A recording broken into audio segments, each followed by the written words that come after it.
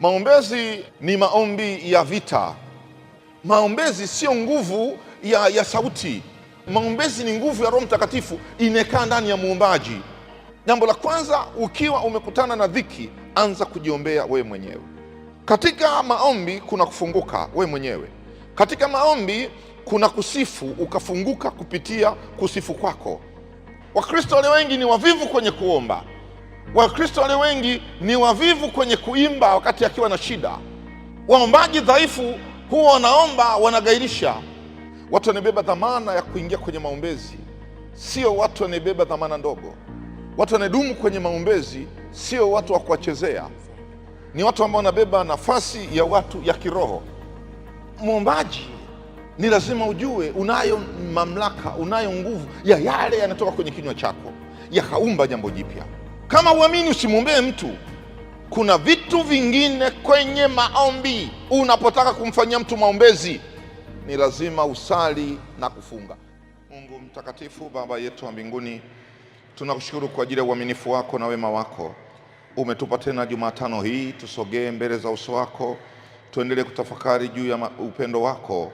Neema yako ikapate kwenda na watoto wako kwenye kutafakari neno hili. Mungu, tuzidishie baraka, tukae mbele za uso wako, tutazame mkono wako, tutazame na ukuu wako, ili kupitia wewe Baba tukajifunze kutoka katika kiti chako cha rehema. Mungu uliye mfalme na mwaminifu, kaa pamoja nasi Bwana, tuongoze kama upendavyo. Baba, tunakuhimidi wewe kwa kuwa mkono wako uliojaa neema na rehema utatuongoza, na jina lako litainuliwa sasa na hata milele. Amen. Tuketi tukiwa tunakaa, tutasoma Injili ya Yohana Mtakatifu sura ile ya 15 mstari wa 16. Injili kama ilivyoandikwa na Yohana Mtakatifu sura ile ya 15 mstari wa 16. Ninawatangulia. Si ninyi mlionichagua mimi, bali ni mimi niliwachagua ninyi, nami nikawaweka mwende mkazae matunda, na matunda yenu yapate kukaa, ili kwamba lolote muombalo Baba kwa jina langu awapeni. Amen. Leo tunaendelea na mafundisho yetu kuhusu maombi, na tayari tulishajifundisha kuhusu sala. Tulisema sala ni maombi yanayekuhusu wewe binafsi, ni ya kwako, na ndani yake kuna maeneo yaliyogawanyika 6, ingawa kwenye katekisimu ya Kilutheri yanaonekana 7, lakini mimi kwangu nimeweka 6, matatu yakiwa na kuhusu wewe, matatu yakiwa nahusu nafasi ya Mungu kwenye maisha yako. Na pale tulijifundisha kuhusu nafasi ya Mungu kwenye maisha yako, tukachanganua nafasi ya kwako wewe. Nilikaza sana katika sehemu ile ya maombi. Mungu anatamani moyo wa unyenyekevu katika sala. Mungu anatamani sana moyo wa unyenyekevu. Lakini wiki iliyopita nilifundisha dua. Dua ni uhusiano wako na Mungu, na namna gani unaweza kufanya taifa, ukoo, jamaa na kabila wasogee mbele za uso wa Mungu. Unaweza kufanya dua, lakini nilikaza sana dua ikiwezekana iambatane na mfungo, iambatane na maombi ya kujinyima, maana unabeba zaidi ya vile unavyobeba. Na ili kuvunja vitu vya asili, ilikuwa nimezungumza lazima patikane mtu mwenye mamlaka ili atoe dua kulingana na mamlaka. Na leo hii nilisema kwamba tutajifundisha juu ya kitu kinachoitwa maombezi, na baadaye tutapata dakika chache za kufanya maombezi. Bwana Yesu asifiwe. Na kwa sababu leo nataka tufundishane maombezi, tutazame waraka wa Yakobo. Waraka wa Yakobo sura ya 5 mstari ule wa 13 hata wa 18. Kwa sababu leo tunataka kujifundisha juu ya maombezi, tutazame waraka wa Yakobo. Yakobo anawaandikia watu wote katika ile sura ya 5 mstari ule wa 13 hata ule mstari wa 15. Biblia kupitia Yakobo anasema, mtu wa kwenu amepatikana na mabaya, na aombe. Ana moyo wa kuchangamka, na aimbe zaburi. Mtu wa kwenu amekuwa hawezi. Tafsiri ya hawezi inamaanisha mgonjwa, na waite wazee wa kanisa, na wamwombee na kumpaka mafuta kwa jina la Bwana. Na wamwombee na kumpaka mafuta kwa jina la Bwana. Awaite wazee wa kanisa, na wamwombee na kumpaka mafuta kwa jina la Bwana. Na kule kuomba kwa imani kutamwokoa mgonjwa yule, na Bwana atamuinua hata ikiwa amefanya dhambi atasamehewa. Ungamaneni dhambi zenu ninyi kwa ninyi, ungamaneni dhambi zenu ninyi kwa ninyi na kuombeana mpate kuponywa. Kuomba kwake mwenye haki kwafaa sana, akiomba kwa bidii. Eliya alikuwa mwanadamu mwenye tabia moja na sisi, akaomba kwa bidii mvua isinyeshe, na mvua haikunyesha juu ya nchi muda wa miaka 3 na miezi 6. Akaomba tena, mbingu zikatoa mvua, nayo nchi ikazaa matunda yake. Amen. Tunapozungumzia maombezi, maombezi ndugu zangu ni maombi ya vita. Maombi ya vita, maana unapofanya maombezi, tafsiri yake unaingia kwenye ulimwengu wa vita ya mtu mwingine isiyokuwa vita yako. Wakati naendelea kujiandaa,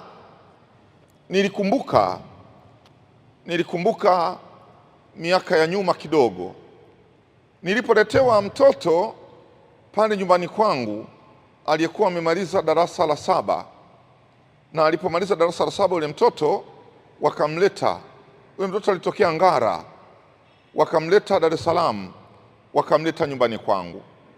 Nikakaa naye pale nyumbani kwangu siku 21. Yule mtoto alikuwa amefanya uharibifu wa kupitiliza pale nyumbani kwangu. Nilipokuwa nimempokea yule mtoto, washarika walikubaliana kwenye mkutano mkuu wanunulie sofa. Kwa tule sofa zilikuwa zinauzwa na kampuni moja inaitwa Monalisa Furniture. Kwa hiyo kanunulia furniture sofa, kanunulia za milioni 6 wakati ule, wakaniletea pale nyumbani. Zilikuwa ni zile za unaweza ukalaza mgongo, unaweza kufanya nini. Yule mtoto alikuja zikiwa zile bado mpya. Alikuwa siku moja ameamka, alizikatakata na kiwembe, hakuna mahali, zile chini kuna spring, akabakisha spring tupu. Nilikuwa na friji ambayo pia nilipewa, ilikuwa inatumia sola. Ile friji yenyewe wakati wa jua likiwa linatoka ilikuwa inajiendesha yenyewe kwa sola, na ilikuwa ni friji ya kioo kitupu. Siku moja akaliangusha lile friji, vioo vikatawanyika, na hakukuwa rahisi pale nyumbani. Ilikuwa akiona tunapika, mama yuko jikoni anapika, akiamka alikuwa anaweza kuingiza mkono kwenye sufuria inechemka, akachukua nyama akala, na ukimwachia hata sufuria nzima nyama anaweza akala. Mama yake mzazi aliniletea akiniambia kwa mama yake hakuna mtoto wa kiume ambaye yeye angemwita mjomba. Kwa mimi anaona ni mjomba wake, amemleta mjukuu wangu akae pale nyumbani. Alikaa siku 21. Alipokuwa amekaa siku hizo 21, kila siku nilikuwa nafanya maombi. Uharibifu wowote unayefanyika pale nyumbani, jioni tunafanya maombi. Yule mtoto alikuwa anaweza akaamka kwa masaa 8, lakini baada ya masaa 8 analala muda wote, na analala kabisa kama mtu ambaye hayupo. Lakini siku ya 21 nilienda kufanya huduma, kuna mtaa unaitwa Masaki.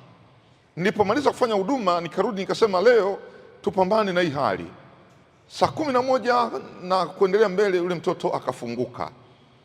Alipofunguka yule mtoto akauliza niko wapi hapa? Akasema wewe baba, ninakujua. Umeshika mawe yenye moto, ulikuwa unayarusha kule tulikokuwa sisi. Lakini kule tulikokuwa sisi siko peke yangu. Kule tulikokuwa sisi tumefungwa, lakini tumewekewa kitu kama TV, tunajiangalia. Tunapojiangalia wanatuambia mngekuwa duniani mngehudumiwa vile. Kwa hiyo napandishwa kwenye ndege, lilipandishwa joka, sio mimi. Nilipokuja hapa nyumbani kwako sikuja mimi, lilikuja joka. Muda wote ulipokuwa unafanya maombi ulikuwa unalipiga lile joka, na sisi kwa tunaona joka linapigwa. Lakini maombi yalipozidi, yale mawe yakawa yanatuangukia na sisi, yanawaunguza wale viongozi wa kule nilikokuwa ninaishi. Na wale viongozi wakasema tumwachie, vinginevyo tutaendelea kupata shida kwa sababu anatuvunjia mahali petu. Kwa hiyo jana walikuwa wamefanya mjadala waniachie, lakini leo ndio ameniachia, kwa nimetoka nikiwa niko hapa. Nikamuuliza binti, tangia lini? Anasema tangia darasa la 4. Mimi sio binadamu wa kawaida. Tangia darasa la 4 mimi ni joka. Tangia darasa la 4. Darasa la 5 nimeenda nikiwa joka. Darasa la 6 nimeenda nikiwa joka. Darasa la 7 nimefanya mtihani nikiwa joka. Na sasa akili yangu na uwezo wangu wa kawaida ni mtoto wa darasa la 4, ingawa nimemaliza darasa la 7. Tukamuuliza yule binti ya kwamba ni nini kilichotokea. Anasema baba yangu hakuwa mwaminifu, alikwenda kwa sekretari wake akaanza mahusiano. Yule sekretari sio mtu mwema, ni mtu mbaya, akataka kumuua mama yangu. Alipotaka kumuua mama yangu akawa muombaji. Kwa hiyo vitu vilivyotumwa kwa mama havikumpata, vilinipata mimi. Kwa vilivyonipata mimi, lengo lilikuwa ni kuniua, lakini wengine wakasema mnamuua huyu itasaidia nini? Ndio wakanifunga ili mama apate tabu, akiwa ananihudumia baba apate nafasi ya kukaa na yule sekretari. Yule mtoto sasa hivi ni daktari, yuko Mbeya. Yule mtoto sasa hivi ana nafasi kubwa kwa sababu nilimchukua baada ya kufunguka. Wazazi wakasema asiende mbali, akasoma Kisarawe Junior Seminari. Ukifika historia ya Kisarawe Junior Seminari utakwambia. Akasoma form 1 mpaka form 6 Kisarawe Junior Seminari, akamaliza akaenda kusoma udaktari kule Bugando. Alipomaliza akaenda kufanya field yake KCMC. Alipomaliza akarudi Muhimbili. Sasa hivi ni daktari, yuko Mbeya. Lakini haikuwa rahisi kumtoa pale alipokuwa amekaa. Maombezi sio kitu rahisi. Maombezi yana gharama. Utasikia watu wanakataa maombezi, ni kwa sababu kuna gharama kwenye maombezi. Kuna vitu kwenye maombezi ambavyo ukivifanya utambue kwamba ulimwengu mwingine utakurudishia. Ukiingia kwenye maombezi utambue kwamba kuna nguvu nyingine itakayerudi kwako, na haiwi rahisi kwa sababu ya ile nguvu. Nilipomaliza ile huduma, mchungaji mwenzangu wa Azania, mchungaji Chazi Mzinga, aliletea mtoto. Akaniambia tumepata habari mtoto yule amefunguka. Wakaletea mtoto, yule mtoto akawa ni mtoto wa namna ya ajabu sana. Yule kwanza alikuwa kike, huyu nikaletea mtoto wa kiume. Tulipomwombea yule mtoto pale nyumbani, yule mtoto alikaa siku 8 pale nyumbani. Tukawa tunamwombea pale nyumbani. Tulipomwombea siku 8 ndo akafunguka. Akataja jina lake. Akasema lakini mimi ni mtoto si wa kawaida. Mimi ni mtoto niliyeombwa. Baba yangu na mama yangu walichelewa kuzaa. Kwa alienda kwa mganga, wakaenda kupewa dawa. Kwa mimi ni mtoto wa kiganga. Ninatambua hata baba yangu na mama yangu wanazungumza nini kabla mimi sijazaliwa. Lakini nimezaliwa, naweza nikakueleza baba yangu na mama yangu walichokuwa wanazungumza. Naweza nikakueleza baba yangu na mama yangu walivyokuwa wanahangaika kwa waganga. Sasa waliposhindikana kabisa, wakaamua kumleta pale Kisarawe Junior Seminari ili akae Junior Seminari, labda atasaidika. Wazazi hawa ni usharika wa Mbezi Ruisi. Mchungaji Mzinga alipita Mbezi Ruisi. Mtoto alipofika mahali pagumu akaamua kumbeba na kumleta nyumbani kwangu. Siku 8 tulikuwa kwenye maombi. Siku 8 nafunguka, wa kijana ndo anasema maneno hayo. Anasema lakini shangazi anafanya biashara. Shangazi anafanya biashara ya kuuza mafuta, petrol station. Petrol station moja ipo barabara hii ya Nyerere. Anasema shangazi aliamua kwenda kumkamata mtu, na mimi ni miongoni mwa watu tuliongozana na shangazi kwenda kumkamata mtu, na yule mtu alikuwa bado yuko hai. Katika yale matenki yaliyopo katika petrol station, shangazi alimweka mtu akiwa hai, na ile petrol station haikosi watu. Kila muda kama watu wanavyokimbilia msiba, ndivyo wanavyokimbilia ile petrol station. Na shangazi ni mshirikina, biashara yake ni petrol station. Shangazi alipoona anafanikiwa akasema na wewe sasa nataka nikupeleke pale. Ndio nikaanza kuchanganyikiwa, nikafika hapa nilikofika. Maombezi uyasikie kwa watu. Watu wanabeba dhamana ya kuingia kwenye maombezi, sio watu wanabeba dhamana ndogo. Watu wanadumu kwenye maombezi sio watu wa kuwachezea, ni watu ambao wanabeba mzigo wa kiroho, ni watu ambao wanabeba nafasi ya watu ya kiroho. Na ndio maana nikaanza na maneno haya, mtu wa kwenu amekuwa hawezi na aombe. Jambo la kwanza, ukiwa umekutana na dhiki, anza kujiombea wewe mwenyewe. Anasema ana moyo wa kuchangamka aimbe zaburi. Unaweza kidogo, imba. Katika maombi kuna kufunguka wewe mwenyewe. Katika maombi kuna kusifu, ukafunguka kupitia kusifu kwako. Anasema lakini amekuwa hawezi, na awaite wazee wa kanisa nao wamuombee. Kuombewa ni jambo la tatu, sio jambo la kwanza, ni jambo la tatu. Mtu wa kwenu amekuwa hawezi, na aombe yeye mwenyewe. Amekuwa haoni nafuu kwenye maombi yake, aimbe zaburi. Amekuwa haoni majibu kwenye zaburi, awaite wazee wa kanisa nao wamuombee. Ikibidi katika maombi, mpakeni mafuta huyo mtu. Leo wakati nakuja nilisema lakini Mungu anipe neema, wiki ijayo nitakuja na mafuta. Mimi nina mafuta, wala usidhania kwamba mafuta ni dhambi. Mimi nina mafuta, lakini siwezi kumpaka mtu mafuta mpaka nimesikia neno kutoka kwa Mungu. Mafuta nilimpaka mtoto wa mchungaji Masege. Huu sasa ni mwaka wa 9 tokea nilipompaka mafuta. Sijampaka mtu mwingine mafuta mpaka nisikie kutoka kwa Mungu mtu huyu apakwe mafuta. Hatupaki mafuta kwa sababu tunataka kumpaka mafuta. Hatumpaki mafuta mtu kwa sababu tunataka kurahisisha huduma. Tunampaka mtu mafuta kiwango cha mwisho kabisa, ndio tunampaka mtu mafuta, tena kwa kusikia Mungu anasema nini katika jambo hilo. Hatupaki mafuta kwa sababu tunasema ni mbadala. Nimeomba, nimefika mahali naenda kumpaka mafuta. Mafuta yapakwi namna hiyo. Na kiwango cha mafuta watu huaga hawakijui. Na niliwaambia mafuta yapo ya aina nyingi. Kuna mafuta mpaka mafuta ambayo kule Israeli yanatengenezwa kwa ajili ya kuhifadhia watu waliokufa, joints zao ziweze kukaa vizuri. Na ile mafuta bei ni chipu mno. Unaweza kupata hata kwa $5, unaweza kupata kwa $6, unaweza kupata chipu mno. Lakini nataka nikwambie, mafuta ambayo yanaweza wakawekwa wakfu kwa ajili ya huduma za maombezi, huwezi kupata chini ya $300. $300 kuendelea mbele ndio unaweza kupata hayo mafuta. Sasa walio wengi wanachukua mafuta yale kama mafuta ya kibiashara. Anachukua $50, dola ngapi? Sio mafuta yale ya mzeituni yaliyokusudiwa kwa ajili ya kupaka watu katika hizo huduma. Sasa wazee wa kanisa wamepewa nafasi wapake watu mafuta kwa jina la Bwana. Wazee wa kanisa wana nafasi kubwa. Kwa sababu gani? Hawezi mtu kuwa mzee wa kanisa asipowekewa mikono na mchungaji.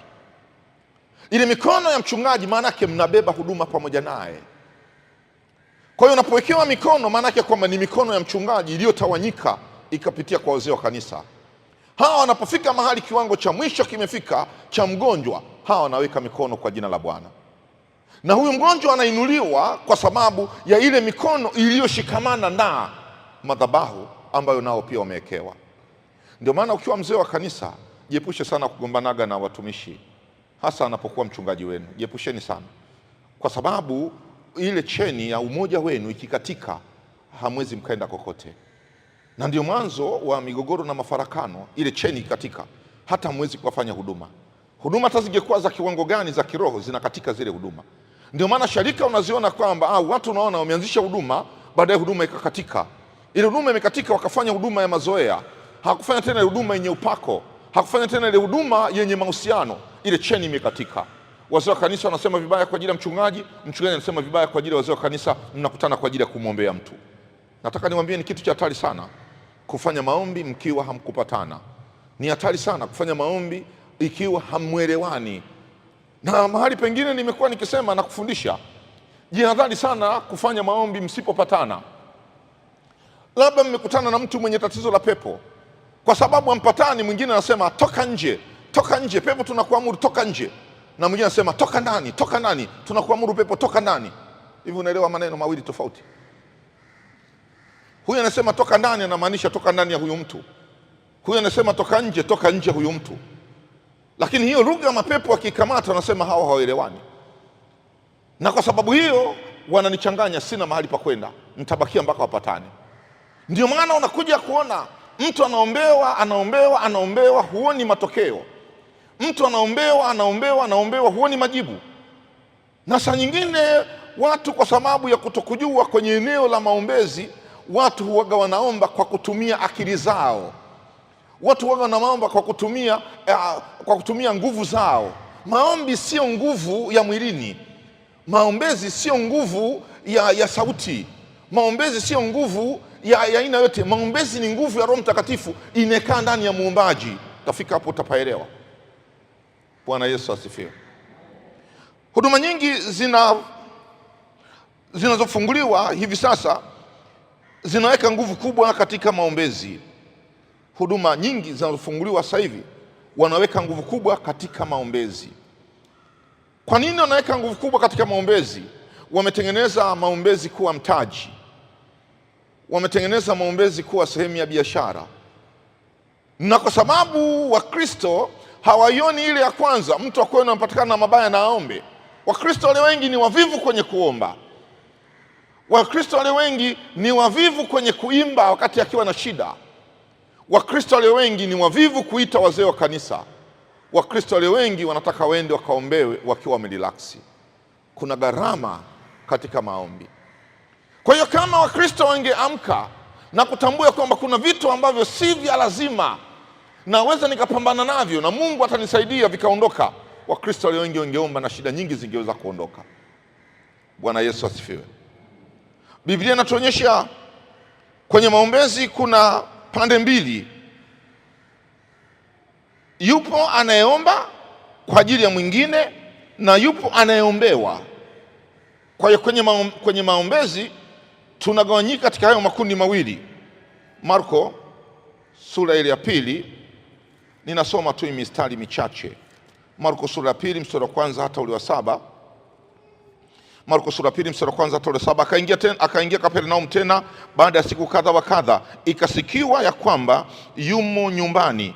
Wakamkusanyikia watu wengi, isibaki nafasi hata mlangoni. Akawa akisema nao neno lake. Wakaja watu wakimleta mtu mwenye kupooza, anachukuliwa na watu 4. Na walipokuwa hawawezi kumkaribia kwa sababu ya makutano, walitoboa dari pale alipokuwapo, na wakisha kuivunja wakateremsha godoro alilolilalia yule mwenye kupooza.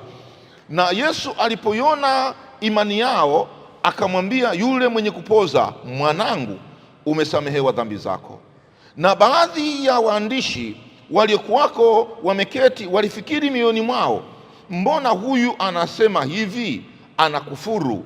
Ni nani awezaye kusamehe dhambi isipokuwa mmoja, ndiye Mungu? Nataka nikueleze, kuna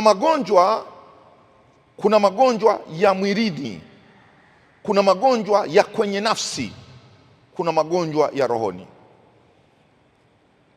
Unapotaka kuingia kwenye maombezi, ni lazima, nitaeleza baadaye, ujue ya kwamba napambana na ugonjwa wa mwilini, napambana na ugonjwa wa kwenye nafsi, au napambana na ugonjwa wa rohoni. Huyu mtu amepooza, ameparalyze. Huyu mtu amekuwa hawezi, yupo kitandani. Tunamtafakari huyu mtu. Huyu mtu hajawahi kusema nipelekeni kwa Yesu. Huyu mtu amelala, hajawahi kusema nisaidieni kwenda kwa Yesu. Ndugu zake, jamaa zake waliamua kumbeba huyu aliyekuwa amepooza bila ya ridhaa yake, wakampeleka kwa Yesu. Walipofika kwa Yesu, wakakosa nafasi ya kuingia. Hawa ndugu zake wakaamua kuvunja dari la nyumba isiyokuwa yao. Mwenye nyumba akidai gharama, watalipa watu wengine. Hao watu wanaamua kuvunja mahali alipokuwa amekaa Yesu. Wanafanikiwa kuvunja dari, nyumba sio yao. Wanatafuta namna ya kumshusha mgonjwa wao. Hawajui kama mpaka dari kivunjika Yesu atakaa au hakai. Lakini wakati wanavunja, hawajui kama watamaliza au hawamalizi. Wanafanikiwa hayo yote, kiwango cha kumpitisha mtu na godoro lake aliyekuwa amepooza. Wanafanikiwa, wanamshusha huyu mtu aliyekuwa amepooza mahali alipokuwa amekaa Yesu. Yesu alipoiona imani ya wale, Yesu alipoiona imani ya wale, akamwambia, mwanangu, umesamehewa dhambi zako. Huyu mgonjwa alikuwa anaumwa nini? Alikuwa amepooza. Mbona anasamehewa dhambi, anapona? Kumbe kuna magonjwa ya rohoni. Magonjwa haya ya rohoni, ukienda kwenye toba, haya magonjwa unapona. Magonjwa ya rohoni, ukikutana na Yesu unapona. Magonjwa ya rohoni, ukitengenezewa msamaha unapona. Magonjwa ya rohoni, magonjwa ya rohoni ni magumu, yamemsababisha huyu kulala kitandani akiwa anadhaniwa amepooza. Magonjwa ya rohoni yanamfanya huyu ndugu akae bila ya kumhitaji Yesu. Magonjwa ya rohoni, kumbuka, sio yeye anamhitaji Yesu. Magonjwa ya rohoni yanasababisha watu wengine wakubebe, wakupeleke kwa Yesu. Nisikilize, kuna maombezi ya kumbeba mtu, kuna maombezi ya kumfanya mtu mwingine, hata kama yeye hayuko tayari, familia inambeba kwenye maombi, inambeba, inampeleka hatua moja kwenda hatua nyingine. Yeye mwenyewe hawezi, lakini watu wengine wanabeba dhamana ya yeye, kwa sababu amevunja uhusiano wake na Mungu. Huyu mtu amevunja daraja lake la kuwa na mahusiano na Mungu, amelivunja hilo daraja. Mungu hamuoni tena, inabidi watu wengine wabebe dhamana yake ili wamchukue, wampeleke hatua nyingine, sio yeye mwenyewe. Nisikize vizuri, kuna watu ambao tunakaa na watu hawapendi kuja kanisani, usipambane naye. Kuna roho ambayo imevunja daraja la uhusiano wake na Mungu. Kwa hiyo ukipambana naye, mtafika mahali na wewe unaweza ukashindwa. Mbebe ili umpeleke kwa Yesu. Na hapa nikufundishe, ndiko tunakosema leteni nguo, ndiko tunakosema leteni kitambaa. Si vitu vya kubuni, ni vitu vya mtu ambaye hawezi kufika, inabidi wengine wabebe. Hawezi kwenda, inabidi wengine wabebe. Kubeba kwa imani, unaweza ukabeba nguo. Kubeba kwa imani, unaweza ukabeba maji. Kubeba kwa imani, unaweza ukabeba chumvi. Nisikilizeni vizuri, hivi vitu vyote ninavyofundisha leo ni vitu vipo kanisani. Sikukatalii chumvi, lakini sio kila kitu chumvi. Sikukatalii kubeba maji, sio kila kitu maji. Sikukatalii kubeba, sio kila kitu, ila kuna baadhi ya vitu lazima ubebe. Kuna baadhi ya vitu lazima usogee mbele. Huyu mgonjwa amepooza, amevunja uhusiano wake na Mungu. Yesu anamwambia, mwanangu, umesamehewa dhambi zako. Sio kupitia yeye, kupitia watu waliombeba. Bwana asifiwe. Bwana Yesu asifiwe. Hivi mnanielewa nazungumza peke yangu? Bwana Yesu asifiwe. Mnajua leo ni birthday yangu kwa hiyo nazungumza kama mtoto vile. Bwana Yesu asifiwe. Ngoja nijimbie mwenyewe, happy birthday to me, happy birthday to me, happy birthday dear Mwipile, happy birthday to me. Si mlieta kunimbia bwana. Leo nafundisha kama mtoto mchanga, kwa hiyo unaweza usinielewe, lakini nataka nikuonyeshe namna ya maombi. Nisikize vizuri. Kwa upande sasa wa mwombaji, anatakiwa awe na nini? Jua hitaji la mtu, yani kabla hujamwombea mtu, jua hitaji lake. Anahitaji nini? Watu walio wengi wanaombea watu bila kujua watu wanahitaji kitu gani. Yesu hakufanya hivyo. Sikiliza, hii tulisoma hii ya Marko sura ya 10 mstari 46 hadi 52. Marko 10 46 52, Marko 10 46 52. Wakafika Yeriko. Hata walipokuwa wakishika njia kutoka Yeriko pamoja na wanafunzi wake na mkutano mkubwa, mwana wa Batimayo yule muombaji kipofu alikuwako ameketi kando ya njia. Naye aliposikia ya kwamba ni Yesu Mnazareti, alianza kupaza sauti yake na kusema, mwana wa Daudi, Yesu unirehemu. Na wengi wakamkemea ili anyamaze, lakini alizidi kupaza sauti, mwana wa Daudi unirehemu. Yesu akasimama akasema, mwiteni. Wakamwita. Yule kipofu wakamwambia, jipe moyo, anakuita, inuka, anakuita. Akalitupa vazi lake, akaruka, akamwendea Yesu. Sikiza mstari wa 1. Yesu akajibu akamwambia, wataka nikufanyie nini? Yule kipofu akamwambia, mwalimu wangu, nataka nipate kuona. Yesu akamwambia, enenda zako, imani yako imekuponya. Mara akapata kuona, akamfuata. Sikiliza tena, Luka 18:43. Sikiliza tena, Luka 18:43. Luka 18:43, Biblia inasema hivi: mara hiyo akapata kuona, akamfuata huku akimtukuza Mungu, na watu wote walipoona hayo walimsifu Mungu. Hii habari imeandikwa katika Synoptic Gospel. Maana yake kwamba alichokisema Mathayo, alichokisema Luka na alichokisema Marko, pale nimesema kwenye ufumbuzi wa mwisho. Lakini huyu mtu anapiga kelele, Yesu mwana wa Daudi unirehemu. Anapiga kelele tena, Yesu mwana wa Daudi unirehemu. Amefika kwa Yesu. Yesu anasema mleteni. Anapelekwa kwa Yesu. Anafika kwa Yesu. Yesu anamuona wazi wazi huyu mtu ni kipofu. Anamuuliza, unataka nikufanyie nini? Kwa nini Yesu unauliza swali namna hiyo? Humuoni huyu mtu ni kipofu? Amepiga kelele, anasema Yesu unirehemu. Wanafunzi na watu wengine walimnyamazisha, hakunyamaza. Anasema mleteni. Anakutana ana kwa ana Batimayo na Yesu. Yesu anamuuliza, unataka nikufanyie nini? Mbona lilikuwa ni jambo rahisi.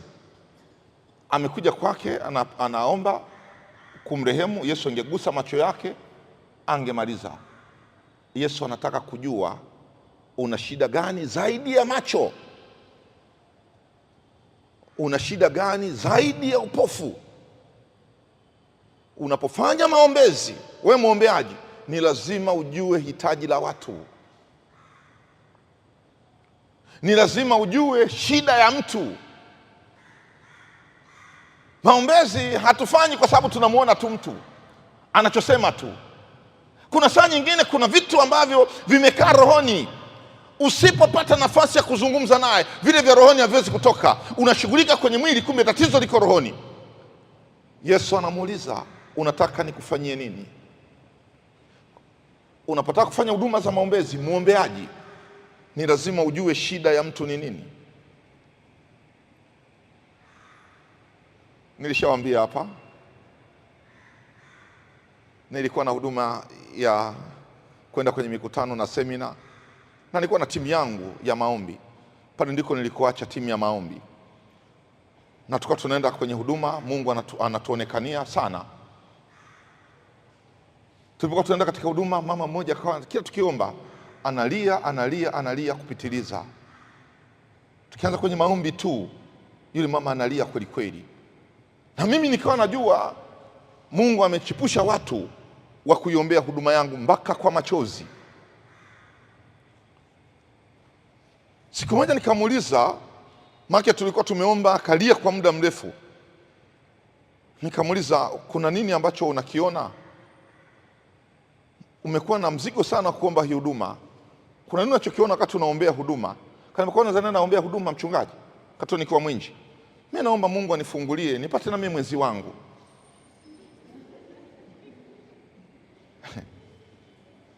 Mawazo yangu yote katika huduma zile, anaomba kwa machozi, anaiombea huduma yangu. Kumbe mwenzangu anaomba apate mwenzi wake. Nikasema sitaki tena kwenye maombezi, sitaki tena watu nifuatane nao kwenye maombi. Nimeacha tangu wakati ule. Ukitaka kuniombea omba, usipotaka basi tengeneze timu za maombezi. Sababu siwezi kujua naongozana na watu wa namna gani. Mimi nahangaika, naenda kupambana na vitu vigumu. Wewe mwenzangu unaombea mchumba, unaombea ndoa. Nikaacha. Kaambia jamani, basi nimevunja hii timu, basi Mungu atusaidie, nitakuwa naenda mwenyewe. Likinikuta linikute mwenyewe, kupambana nikapambane mwenyewe. Lakini kubeba watu tena kwamba ukaniombee. Kumbe mwenzangu unalia kitu kingine, mimi naombea kitu kingine. Nataka nikwambie, kujua watu wanafanya nini, kujua shida za watu na kubeba shida za watu ni kitu muhimu sana. Tulio wengi tunavamia, na tukivamia tulio wengi tunatatua shida ambazo sio shida za watu. Pamoja na uchungaji wangu nilipata nafasi ya kwenda kusomea KCMC, kozi ya utunzaji na ushauri wa kichungaji. Hii ni ya kisayansi, sio ya kiroho. Niliposoma nikafundishwa kwamba kumshauri Mwafrika ni lazima uchukue muda. Mwafrika huwa hasemi la kwake la moyoni. Kwa hiyo hata kumwombea Mwafrika lazima uchukue muda. Hakwambii shida yake, atakuja kukwambia kwamba unadhania nimetaka tukuja, mimi shida yangu unaona hapo, shida yangu mimi ni. Kwa hiyo wewe unashughulika na hii shida unaiona, unadhani umemaliza hii shida. Kesho ukipata nafasi ukimuuliza, anasema vipi, umeendeleaje? Nimeendelea vizuri, lakini shida yangu mimi ni hii. Kesho kuto ukimuuliza kwamba umeendelea, anasema nimeendelea vizuri, unadhani shida yangu mimi ilikuwa ni hii, mimi shida yangu ni hii. Mwisho Mwafrika atakwambia shida yangu mimi ni hii. Lakini ukianza kumwombea siku ya kwanza, atakwambia tu ya kwamba nasema watu wakina mama, baba anachelewa kurudi, kwa tuombe baba wahi kurudi. Niombeni baba wahi kurudi, mababa wengine wanarudi mapema. Usiombe hiyo shida. Shida sio baba anachelewa kurudi, kuna kitu kimejificha. Wewe kingangana, Mungu kama uishivyo, arudi baba huyu mapema, awahi kurudi mapema. Kesho yake ukimuuliza, vipi baba amewahi kurudi, anasema amewahi, lakini alivyowahi amerudi nyumbani kakasirika. Tunaombea nini? Tunaombea sababu amekasirika. Haya, tunaingia kwenye kuomba baba aache hasira, baba asikasirike tena na kila kitu. Unafika mahali unamuuliza, baba ameacha kasirika, amerudi mapema, ameacha kasirika, lakini bado tatizo lipo pale pale. Mchungaji, tatizo ni nini? Anasema kirudi nyumbani anakaa peke yake.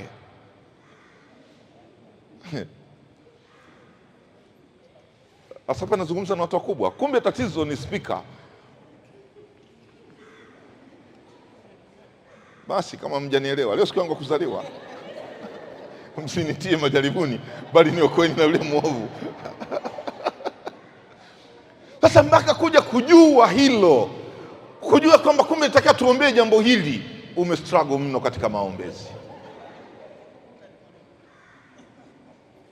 Alafu watasegerea wasushi, hivi mmenielewa? Mimi nafaa kuwa mchungaji wenu. Bwana Yesu asifiwe. Kwa hiyo lazima ujue shida ya mtu, na kujua shida ya mtu ni lazima mtu akurahisishie kuambia nahitaji uniombee jambo fulani. Tulioingia tusemi mahitaji yetu, mpaka mtu umzoee, umjue kabisa, unamwambia kwamba huyu nikimwambia jambo langu halitatoka, ndio huyo unamwambia. Kwa hiyo tunakosea sana kwenye maeneo ya maombezi, kwa sababu watu wasemi wanachohitaji. Yesu anamuuliza, unataka nikufanyie nini? Anaona, lakini anataka mwenyewe aseme anataka afanywe nini. Sikiliza vizuri, hii tulisoma Jumapili, Yohana sura ya 5 mstari wa 6. Injili ya Yohana sura 5 mstari wa 6. Hii tulisoma Jumapili. Mimi leo nairudia kwa sababu niliona kuna pointi za kunifaa. Injili ya Yohana mlango wa 5 mstari ule wa 6. Biblia yangu inasema, Yesu alipomwona huyu amelala, naye akijua ya kuwa amekuwa hali hiyo siku nyingi, akamwambia, wataka kuwa mzima? Kwa sababu kulala kwako hakumaanishi nikifika mimi uwe mzima. Anamuuliza, unataka kuwa mzima? Na huyu mtu nakumbuka alichokuwa anasema, mimi sina watu wa kunitia birikani. Swali unaloulizwa ni lingine, unalojibu ni swali lingine. Unataka kuwa mzima? Mimi sina watu wa kunitia birikani. Hapa hakuna utaratibu, malaika akishuka wengine wanatangulia mbele yangu. Umekuja afadhali tuwekee utaratibu. Mimi hapa na miaka 38, huyu hapa ananifuata nyuma ana miaka 5. Maji yakitibuliwa, huyu wa miaka 5 tunaona ananivuka anakwenda. Mimi wananiacha hapa hapa. Wewe kaa hapa Yesu, utuwekee utaratibu. Unataka kuwa mzima? Na tulio wengi hatuelezi shida zetu. Tuna maneno mengi badala ya kueleza mahitaji yetu kwa Mungu. Tuna vitu vingi ambavyo hatuwezi kumweleza muombeaji. Na kwa sababu hiyo waombeaji walio wengi wanaombea vitu ambavyo sio sahihi. Na kwa sababu hiyo hatupati majibu, kwa sababu vinavyoombewa ni vingine. Bwana asifiwe. Nimeshoka kukaa kwenye nyumba ya kupanga. Mimi nitaomba hivi, Mungu naomba unipe nyumba. ya kwangu, nimechoka kukaa katika nyumba ya kupanga, naomba Mungu nipe nyumba ya kwangu. Wewe ukiambiwa omba, unasema kwamba Mungu naomba hela, halafu nikipata hela ndio nijenge nyumba. Kumbe unatakiwa uombe nyumba, halafu hiyo hela itatoka kushoto, itatoka kulia. Pengine anaweza katokea mtu akasema chukua hii nyumba, wewe ombi lako hela, na Mungu atakupa hela, utapata hela, hutajenga nyumba. Mtazame jirani yako, mwambie unaomba nini. Jambo la pili, muombaji ni muhimu kuwa na imani. Muombeaji ni muhimu ukawa na imani. Na hapa mimi najiogopaga mwenyewe. Huwa naamini kuliko jambo lolote.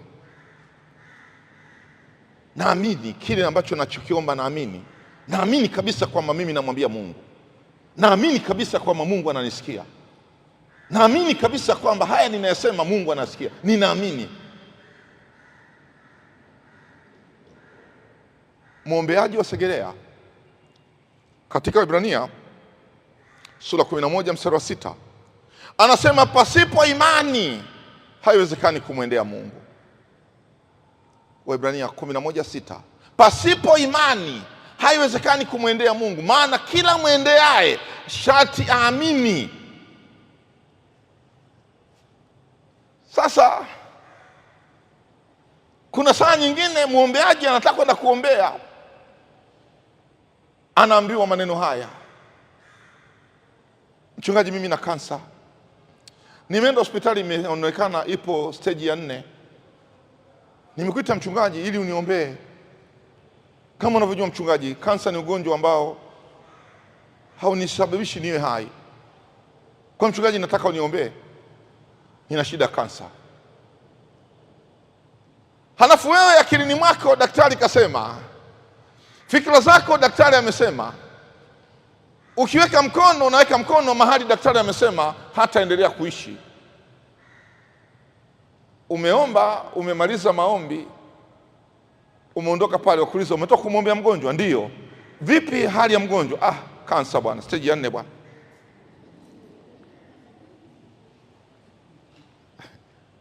Sasa si umetoka kumwombea? Bwana, nimetoka kumwombea. Umemwombea nini? Mungu anajua mwenyewe bwana. Muombaji ni lazima ujue unayo mamlaka, unayo nguvu ya yale yanatoka kwenye kinywa chako yakaumba jambo jipya. Na kama huamini usiende kwenye maombezi. Kama huamini usimwombee mtu. Mwambie kiwango changu cha maombi hakifiki kiwango cha ugonjwa uliokuwa nao. Kuna wengine tumepewa stage ya kuombea mafua tu.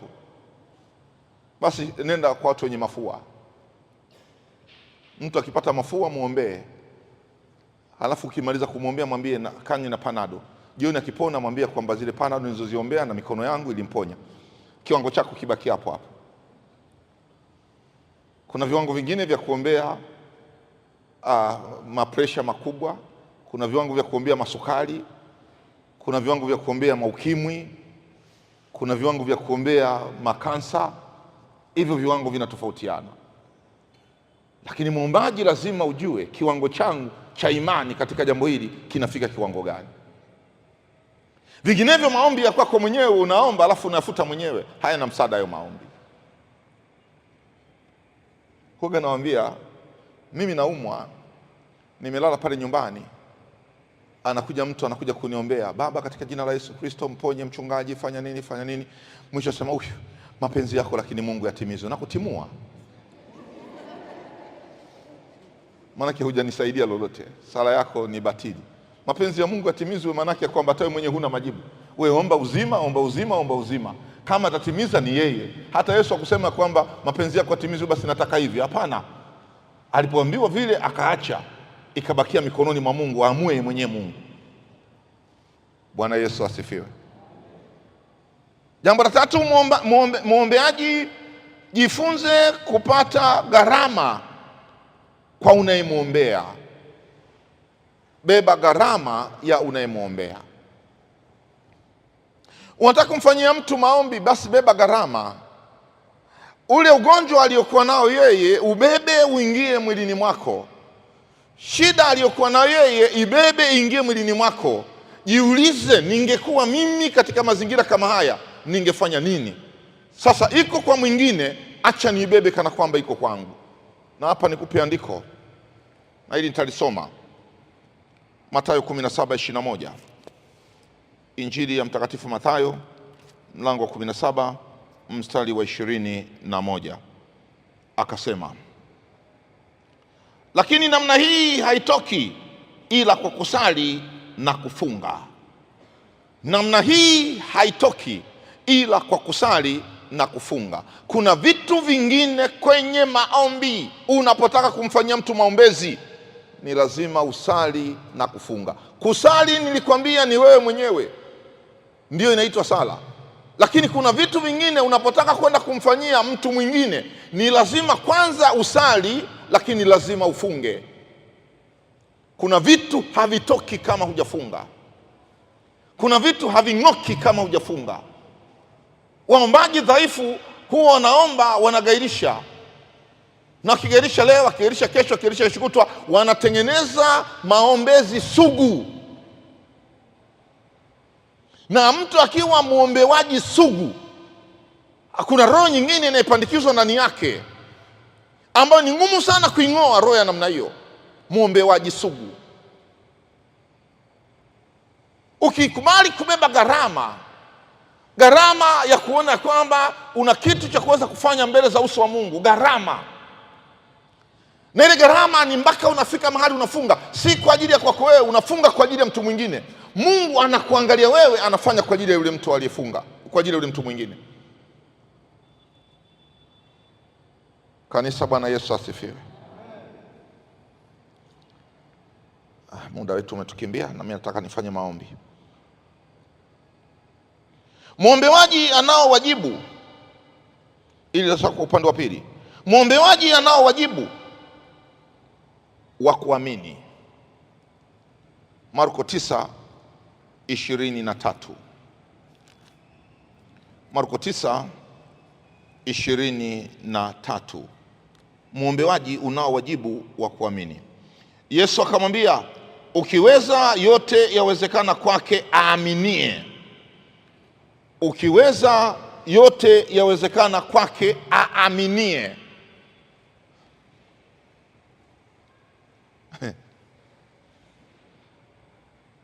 Akanifuata mtu mmoja akiwa ameletwa na ndugu yake Mwanasegerea. Alipofika nikamuuliza maswali kadhaa. Nikamwambia, uliwahi kuombewa mahali pengine? Asema nimetembea karibu makanisa yote. Nimesema na hapa nako nije kujaribu.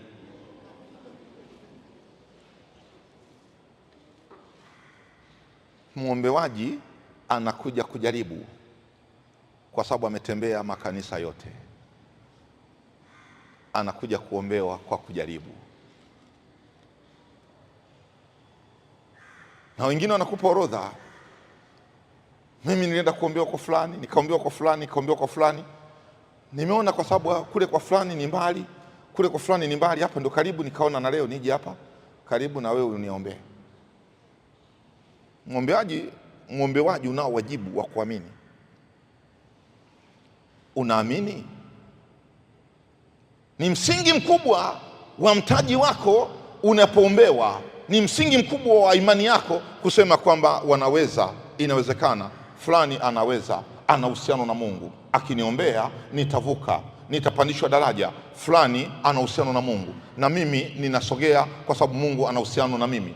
Hii ni muhimu sana katika maisha.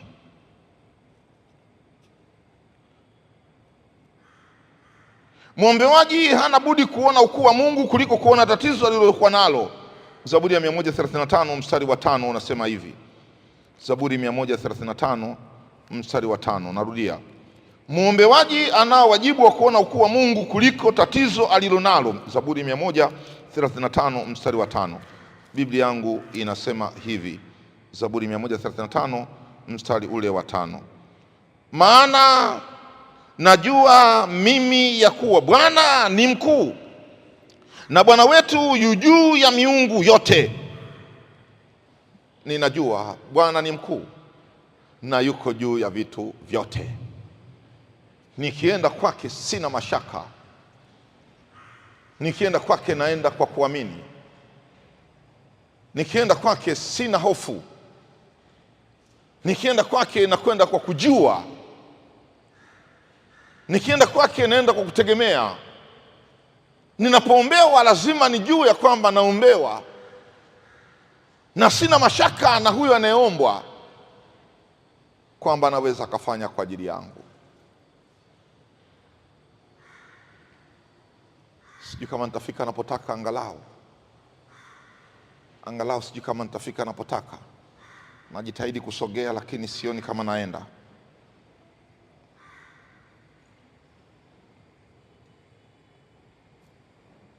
Siwezi kufika. Niseme jambo la mwisho. Muombewaji lazima adumu. Sio majibu yote yanapatikana wakati mmoja. Kuna saa nyingine unatakiwa uombewe. Na ni kwa sababu kuna wakati uwezo wako wa imani ya kupokea majibu ya maombi unakuwa ni mdogo. Kuna viwango vya kupokea hata kama Mungu ameshajibu. Kama kiwango chako cha kupokea katika imani ni kidogo, majibu yapo lakini huwezi kupokea. Sikiliza Yesu mwenyewe katika Injili ya Marko mtakatifu sura ya 8 mstari wa 24. Huyu mtu aliombewa, halafu Yesu akatambua. Marko sura ya 8 mstari ule wa 24. Mimi nasoma mstari huo, Marko 8:24, lakini nianzie mstari 22. Wakafika Bethsaida, wakamletea kipofu, wakamsihi amguse.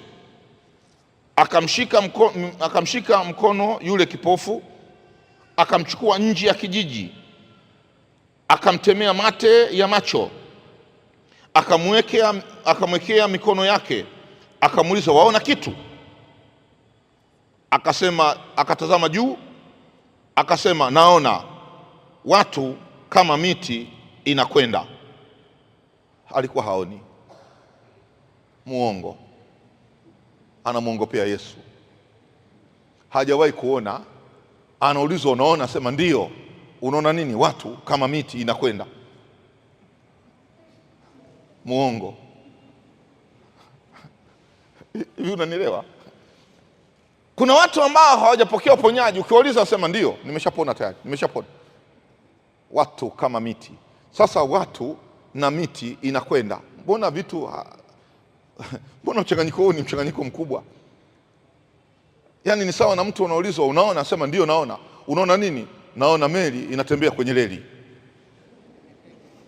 Tutakushangaa sana. Tutajua huoni. Na Yesu akatambua kwamba huyo haoni. Akarudia tena mara pili kwenye kuomba. Ngoja nikusomee mstari wa 25, 8:25. Biblia yangu inasema hivi: ndipo akaweka tena mikono yake juu ya macho yake, naye akatazama sana, akawa mzima, akaona vyote wazi wazi. Kumbe alikuwa haoni. Akarudia tena Yesu. Mara kwanza alitema mate, hayakuleta majibu. Akaweka mikono, hakuleta majibu. Akamuuliza, unaona? Asema ndio. Unaona nini? Naona simba kama mchwa. Akatambua huyu hajaona. Akaweka tena mikono yake mara pili. Akamuuliza, unaona? Asema ndio. Sasa naona wazi wazi. Kuna saa ambayo watu hawaoni wazi wazi. Kuna muda ambao watu hawaoni wazi wazi. Wanatakiwa wawekewe tena mikono, wanatakiwa waombewe tena. Hii ina maana kwamba muombewaji usipopata majibu, ng'ang'ana tena. Lakini kuna wakati mwingine badala watu kung'ang'ana, anabadilisha. Huyu ndugu alipoona kwamba haoni, angeendelea kung'ang'ana kwamba naona watu kama miti, Yesu angemwacha, angeenda kesho kwa Petro, kesho kutu angeenda kwa Batimayo, siku nyingine angeenda kwa Yohana. Na hii ndio shida ya watu, wanaweza wakatoka hapo wakenda pale. Kumbe Mungu anataka kuendeleza uponyaji kupitia kwa mtu mmoja. Kuhama kwako ni kuhamisha uponyaji, kwenda huku na kule ni kuhamisha kuombewa. Tunapozungumzia swala la maombezi, tunazungumzia swala pana mno linalobeba majira na nyakati za muombewaji. Mungu atusaidie tuishi hapa leo. Naomba simama kwa miguu yako. Nataka kusimama chini ya msalaba, kama kivuli cha mwamba wakati wa mchana, kama ni maji kambi safarini, na hapa nitapumzika, kwani jua kali. Inamisha kichwa chako. Roho Mtakatifu, ninawaombea watoto wako hawa, ninaomba ukutane nao, mahitaji yao na shida zao wewe Roho Mtakatifu ndio unayezijua. Namwombea yule mwenye roho ya uchungu na maumivu yake ya ndani, hajawahi kusema kwa mtu yoyote, anaumia ndani kwa ndani. Naomba ile roho ya uchungu ambayo ndani yake imetokana na maumivu yatokea utoto wake, naomba Roho Mtakatifu uguse maisha yake. Namwombea yule ambaye Mungu anapita kwenye eneo gumu. Kuna vitu vigumu vimepita kwenye maisha yake, na mara kadhaa amesema ya kwamba kwa nini kuishi. Roho Mtakatifu, nakuomba uyaangalie maisha yake leo.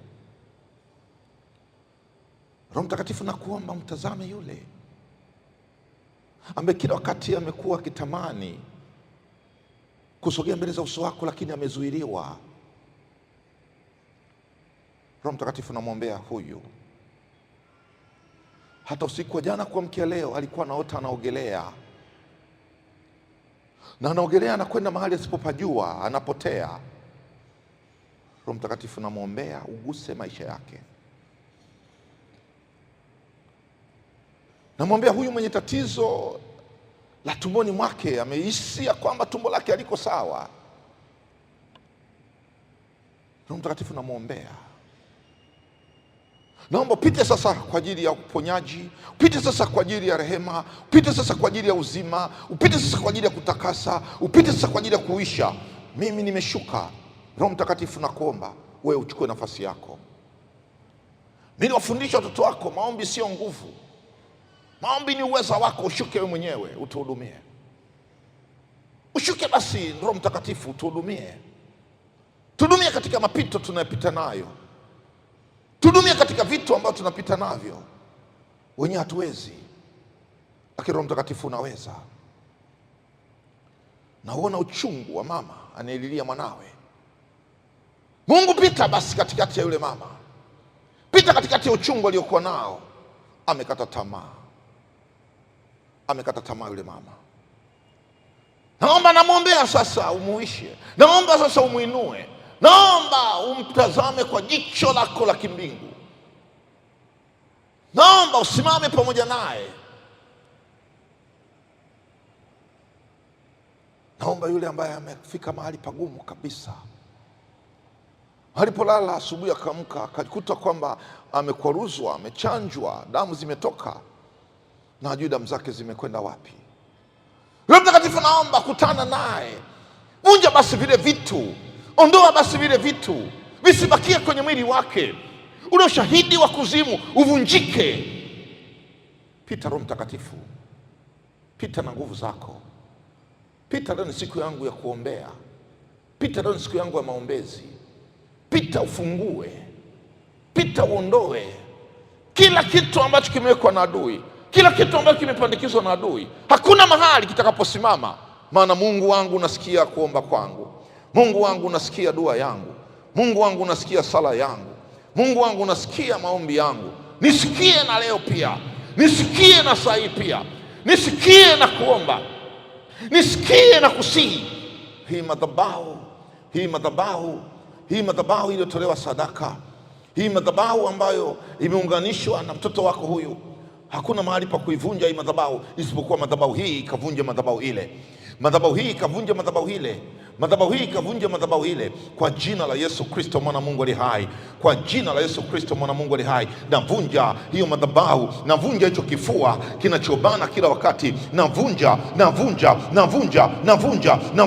kwa jina la Yesu Kristo, navunja hicho kifua kinachobana, navunja kwa jina la Yesu Kristo, navunja hiyo mizimu, navunja kwa jina la Yesu Kristo, navunja huo uchawi, navunja kwa jina la Yesu Kristo, navunja huo shirikina, navunja hizo nguvu za giza, navunja kwa jina la Yesu Kristo. Naachia nguvu zako za kufungua, naachia nguvu zako za kufungua waliomfunga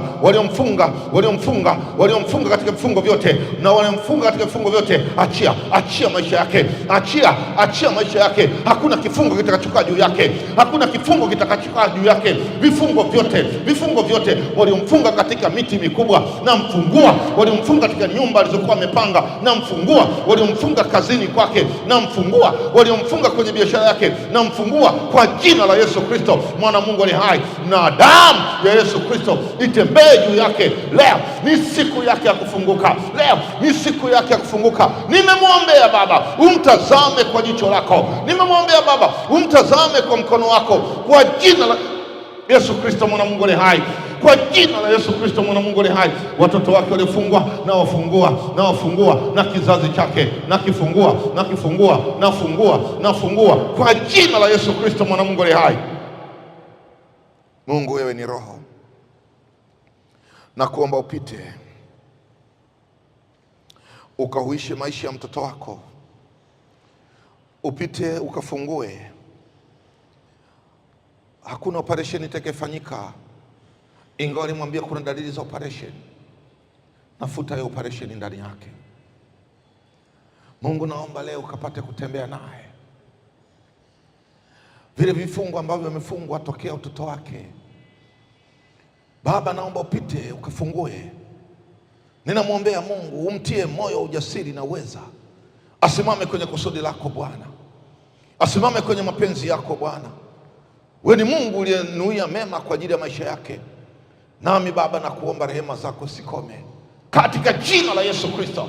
Rehema zako sikome katika jina la Yesu Kristo. Rehema zako sikome katika jina la Yesu Kristo. Rehema zako sikome, na uaminifu wako Bwana, na ukuu wako Bwana, na uweza wako Bwana, katika jina la Yesu Kristo mwana Mungu aliye hai. Damu ya Yesu iwafunike watoto wako. Roho Mtakatifu uende pamoja nao. Tazama, tumekuwepo mahali hapa Mungu, tukitaraji kuona mkono wako na ukuu wako. Nami nimeachilia baraka zako katika jina la Yesu Kristo kwa ajili yao sasa na hata milele. Amen. Mungu akubariki. Unaweza ukaketi. Leo hatutakuwa na maswali, muda wetu umetusonga sana. Sasa ni saa 2 kasoro dakika 10. Tutumie vizuri dakika 10 kwa ajili ya kumtolea Mungu sadaka. Kama Mungu atatupa neema, wiki ijayo pia nitaendelea. Kabla sijaingia kwenye eneo la shukrani, nitaendelea nimalizie eneo la maombezi. Alafu natamani kama Mungu atatupa nafasi tuwe na muda angalau wa nusu saa. Leo muda wetu chini ya dakika 10 hauwezi kutupa nafasi ya kuwa na maombezi. Kitabeba hiyo nafasi. Lakini pia nataka wiki ijayo kama utakuwa na maombi Jumatano, njoo nayo, andika kwenye karatasi. Na pia nataka nikuonyeshe, nitapita pengine Mungu akipenda maombi ya imani. Tutapita hapo, mtu anaandika karatasi, lakini yale maombi yanapewa majibu. Kwa nini yanajibiwa? Mungu atupe neema wiki ijayo. Na wiki ijayo nitawaonyesha mafuta, sio wapaki. Nitaonyesha mafuta. walio wengi hawajui mafuta. Kwa hiyo ukienda kwenye huduma, tuna tabia kuhangaika. Ukienda kwenye huduma ukiona aina fulani ya mafuta utaweza kuwakimbilia. Kitaka kuonyesha aina ya mafuta ambayo hayo ndio mafuta ambayo watu wanatumia kwenye huduma. Sitakupaka, nitakuonyesha mafuta yanaitwa mafuta ya upako. Sitakupaka mpaka Mungu aniambia kwamba fulani apakwe. Miaka 9 hii sijampaka mtu yote mafuta. Lakini Jumatano ijayo angalau uyaone kwa mbali. Uyaone tu kwa mbali yale basi inakutosha. Bwana Yesu asifiwe. Karibuni kwa sadaka. Sijui kama tukiimba tutachelewa muda. Natamani tutoe kwa wimbo wa Kitabuni. Nataka kusimama chini ya msalaba. 88. Nataka kusimama